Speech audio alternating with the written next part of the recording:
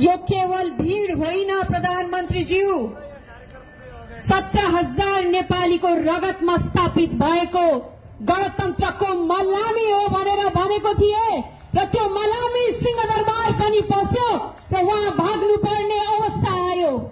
आज पनि उहाँको अहंकार थामिएको छैन र म आज फेरि पनि उहाँहरूलाई स्मरण गराउन चाहन्छु।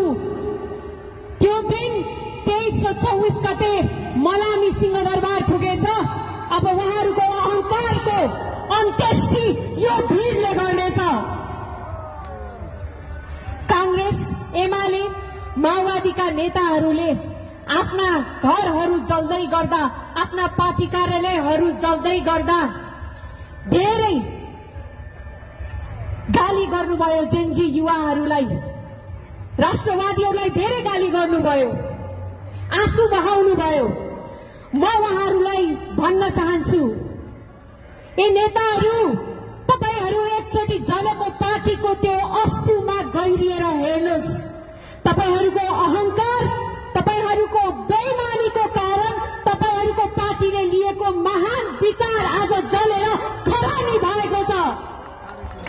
तपाईहरूको पार्टीमा संलग्न कैयौं राष्ट्रवादी चिन्तन गर्ने, देशको चिन्ता भएका असल कार्यकर्ताहरूको विचार, स्वाभिमान जलेर तपाईहरूको अहंकार तपाईको पार्टी कार्यालयमा अस्तुमा परिणत भएको छ।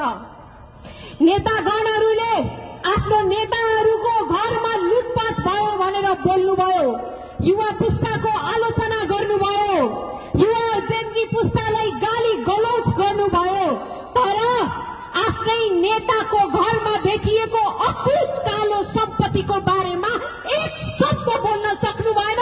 तपाईहरू कुन मुख लिएर परिवर्तनको आवाज उठाउँदै हुनुहुन्छ? कुन मुख लिएर तपाईहरू अब निर्वाचनमा होमिने प्रयास गर्दै हुनुहुन्छ? आफ्नो पार्टीको भ्रष्टाचार छोप्ने नेताले अरूमाथि नैतिकताको प्रश्न गर्न सक्ने तपाईहरूको नैतिकताले दिँदैन। त्यही भएर यो नाटक बन्द गर्नुहोस्। 23 गते पश्चात 24 गते राज्यविहीनताको रात यो देशमा संसद मौन भयो, सिंहदरबार जल्यो,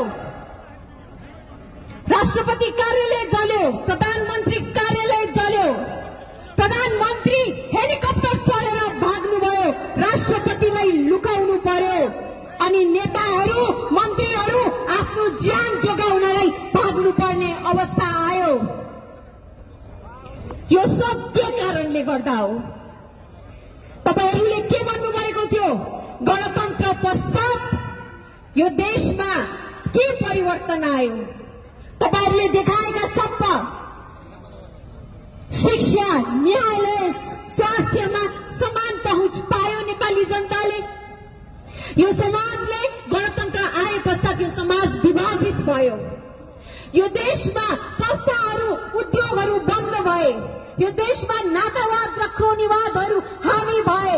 यो देशमा भ्रष्टाचार संस्थागत भयो र यो देशमा एमाले, कांग्रेस र माओवादीको सिन्डिकेट भयो र यो देशलाई, यो राज्यलाई केही सीमित व्यक्तिहरूले आफ्नो घरको पेवा जसरी कब्जा गरेको कारणले गर्दा आफ्नो यो देशमा भदौ 24 गतेको घटना निम्त्यो। तत्कालीन प्रधानमन्त्री केपी शर्मा ओलीज्यूले राजासँग आफ्नो तुलना हुँदैन भनेर भन्नुभयो। हो, ठीक हो, न तपाईको न यो देशको राष्ट्रपतिको राजासँग कुनै पनि तुलना हुँदैन।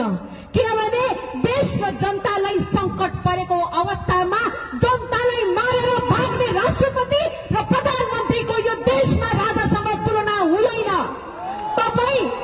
तपाईहरू नेतागण र यो देशको राजामा धेरै फरक छ। जनताले माग्दाखेरि जनताको नासो जनतालाई दिन्छु भनेर हाँसी हाँसी दरबार छोड्नु भएको थियो, जसको शताब्दीको विरासत थियो। तर तपाईँ 76 जना मर्दाखेरि पनि यो देशमा मै प्रधानमन्त्री हुनुपर्छ भन्ने हकले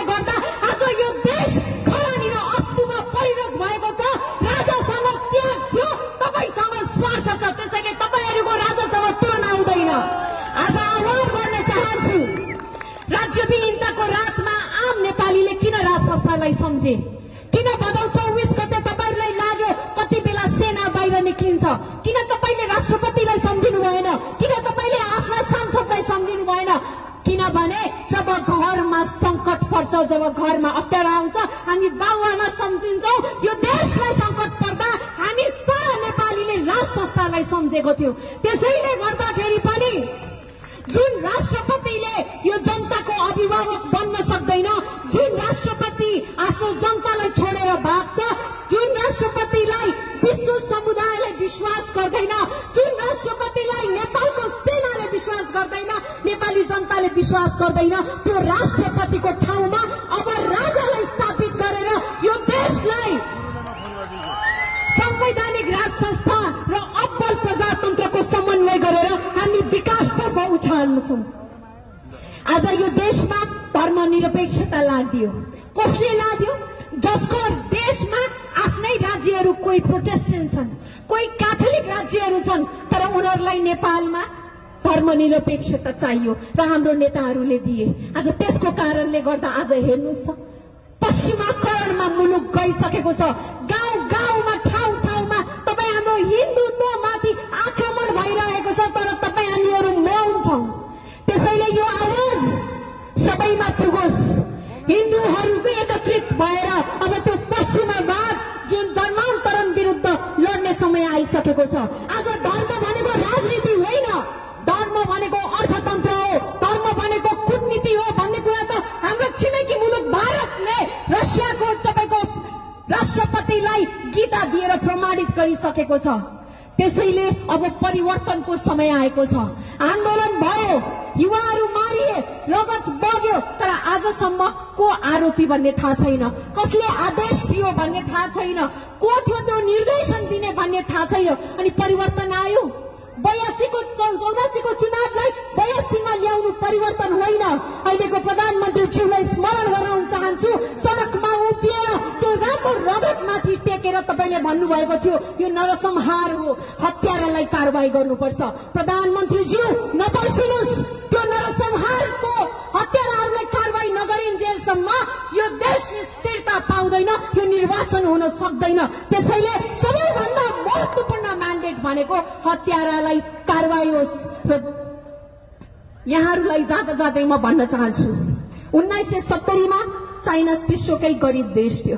1990सम्म भारतको अर्थतन्त्र व्यस्त थियो, तर सही नेतृत्व, सही व्यवस्था, सही नेताहरू आएको कारण र जनताहरूले सही व्यक्ति चुनेको कारण देशले परिवर्तन गरेर आज चाइना र इन्डिया हाम्रा छिमेकी मुलुकहरू आज विश्वको वर्ल्ड इकोनोमिक पावरहरू बनिरहेको छन्। भने राष्ट्र र हिन्दू राष्ट्र हाम्रो सांस्कृतिक गौरव हो भने यो देशलाई सशक्त बनाउने मेरुदण्ड भनेको सबल अर्थतन्त्र, मानव विकास, जनताको हक, जनताको अधिकार हो। त्यसैले गर्दा परिवर्तन सम्भव छ। यो परिवर्तनलाई निर्वाचन अगाडि नै राष्ट्र सहमतिबाट, नवीन समझदारीबाट जनजेट, नागरिक समाज, दलहरू र राष्ट्रस्थ बीच सहमति गरेर यो देशले नयाँ सहमतिबाट देशलाई विकासतर्फ लानुपर्छ। त्यसको लागि सम्पूर्ण नेपाली दाजुभाइहरूलाई आह्वान गर्न चाहन्छु,